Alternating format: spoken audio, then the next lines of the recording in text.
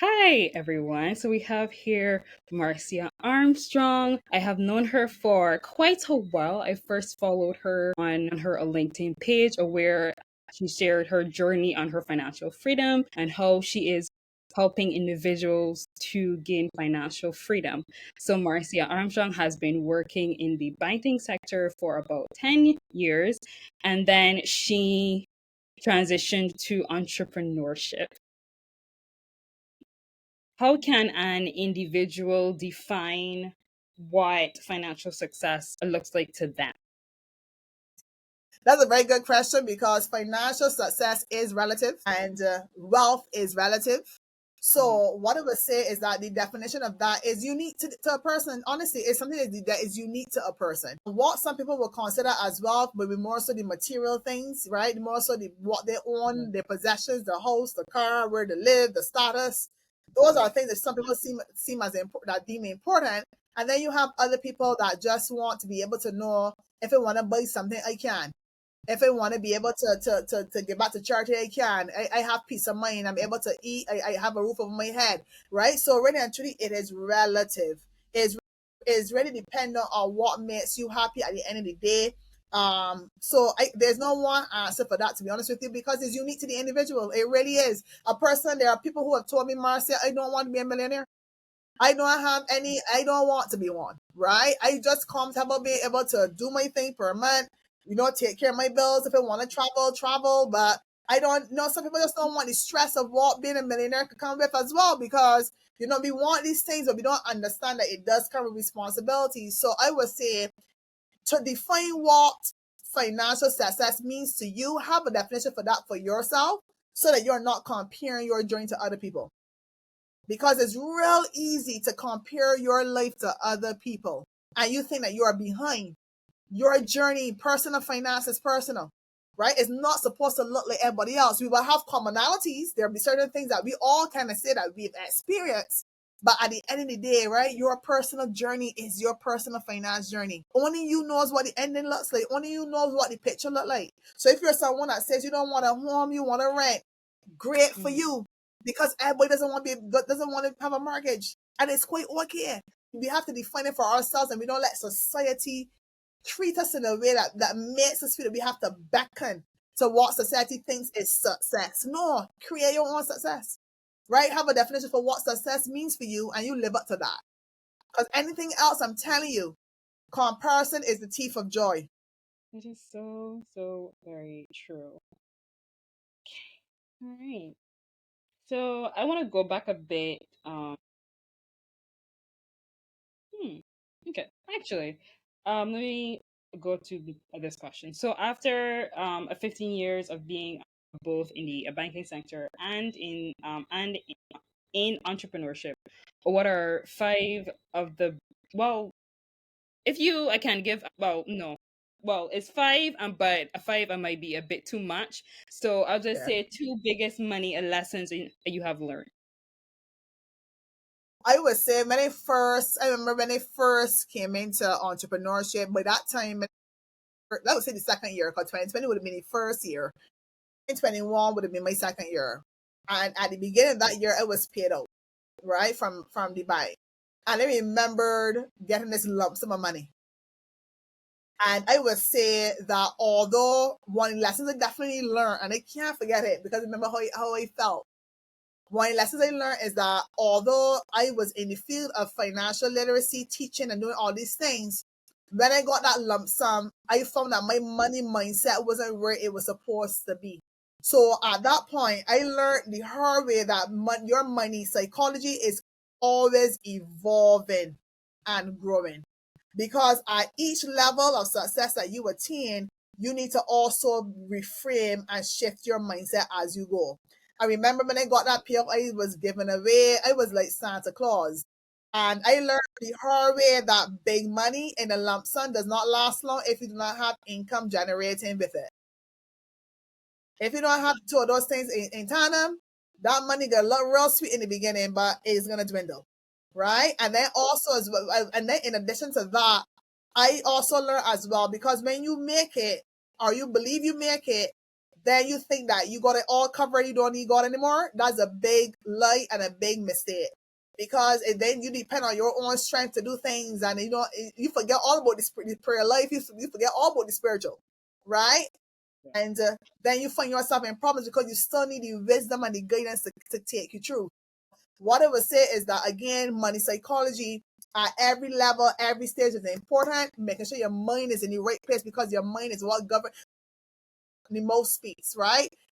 Based on how we speak, based on how we think, that means that my behaviors will reflect it. So you're going to be very, very careful that you don't end up serving the thing that you were called to be blessed with, right? It's very easy to serve money. It's very easy. So you got to be very careful that you don't fall into the line of, becoming a different. I can't say a different person, because I believe that money just shines a light on who you are already. It doesn't change you. You already have some things within you already, but it just shines a light on it a little bit more. So you have to be very guarded when it comes to your heart. And then secondly, when it comes to money lessons as well, it is recognizing, having the right people in your ear, in regards to who gives you advice, because not everybody's advice is really in your best benefit. There are some people that only leech on to you because of what it is that you're carrying.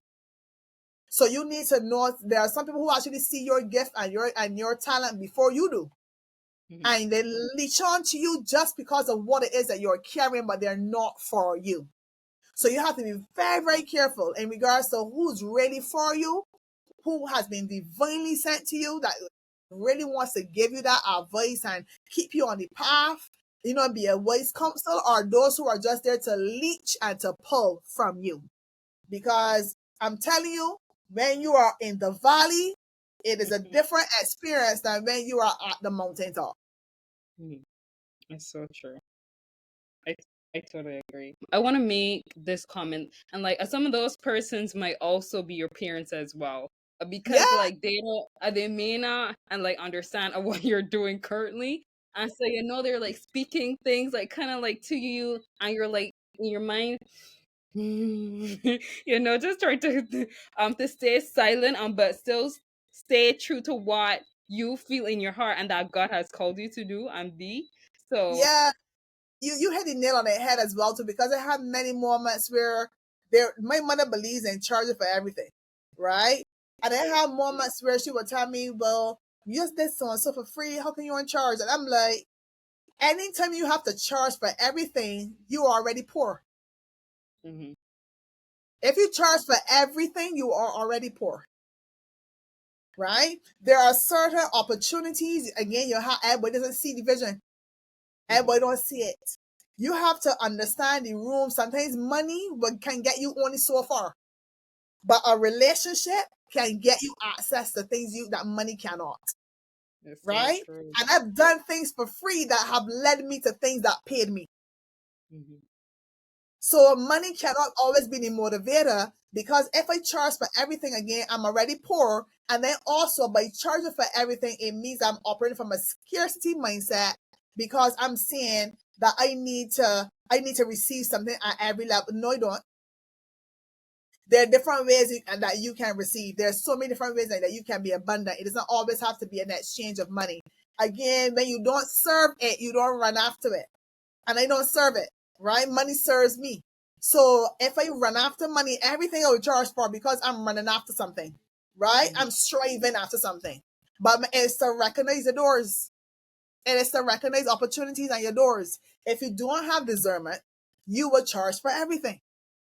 There are things I have done for persons that I have then be paid tenfold, and not necessarily from the same people, but because of my heart posture, it led to other things, right? So again, a person who don't understand the vision can never get it.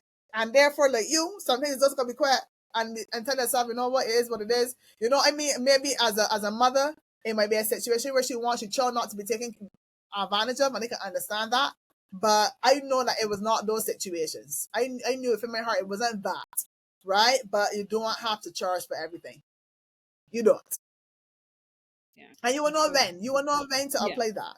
Right? You will know when. Next question would be, what are two tools or strategies that people can use and implement now to gain back control on their finances. But the very first thing I would say is to do a budget, because I would never not mention a budget, because a budget is pretty much your roadmap to let you know what your income is, Mm-hmm. what your expenses are, and what your disposable income is. You know, if you have any, right? And when we say disposable income, am I spending more than I'm earning? Am I earning more than I'm spending? Just knowing what that bottom number pretty much is saying, but it's your roadmap to everything, right? So having a budget gives you the starting point, because then based on what your goals are, whether it is saving, debt repayment, or investing, it's, you still need to understand what you can afford and not afford to do in regards to your goals.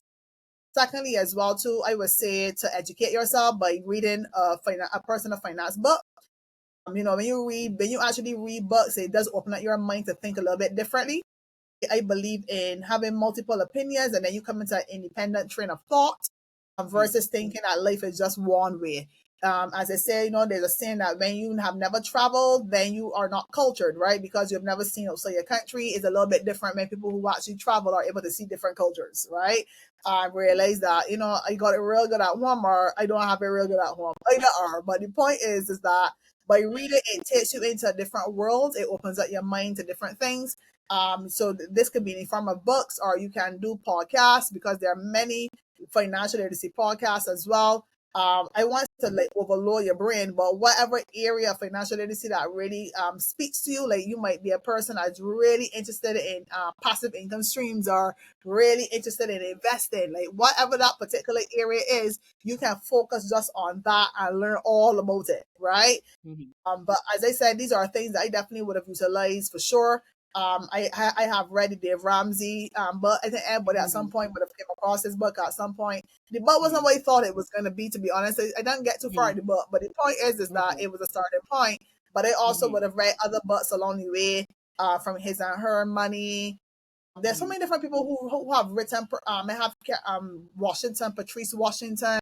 She is a Yeah, podcast I've heard of person, her. Yeah. redefining wealth. Like there's so Yeah. many different voices out there, but it's just about finding the right voice. You know, because again, you don't want to be led on the wrong road. But Mm-hmm. for me, my main turn, or my main success really came from bringing it back to God. Whereas that I allow God to lead me when it came to my finances. So most of my decision making really came from the nudging to indicate, hey, do this or to do that. Or I read in the word about money. You know what I mean? Like the Bible itself has more than 2,000 scriptures about wealth. Like you can't go wrong there. So to be Mm-hmm. honest with you, biblical principles are what really got me on the path of where I was able then to see success. But of course, understanding that God uses people also as well to bring their intellect into the situation, and you also learn from them. So you pull out the things that are good attributes, and the things that are not, you just leave them as wherever they are, you leave them there.